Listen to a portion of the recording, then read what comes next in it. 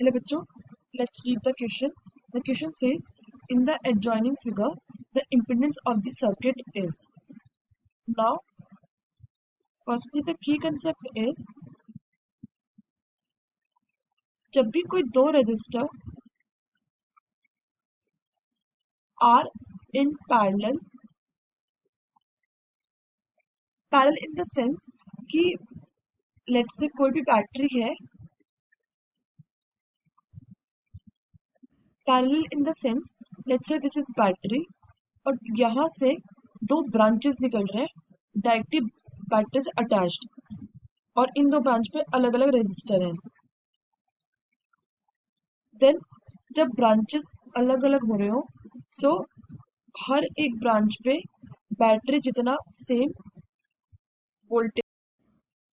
So in parallel every resistor in the other branch have same voltage.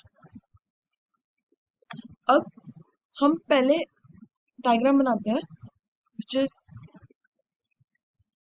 ये main था battery पर जिसमें 90 volt था.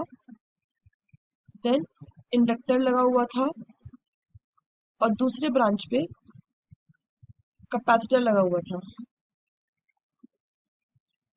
पे कैपेसिटिव रिएक्टेंस की value is given as XC equals to 20 ohm and inductive reactance की value which is XL is given as 30 Om.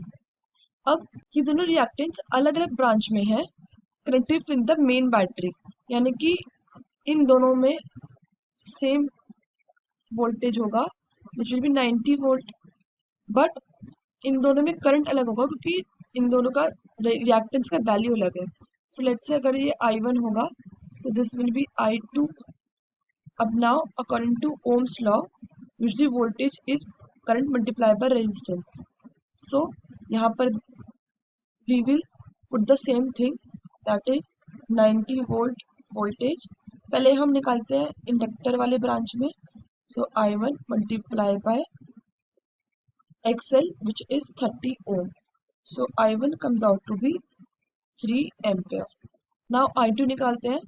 So I2 is equals to same volt 90 divided by this time resistance is 20. So it will be 9 by 2 ampere. Now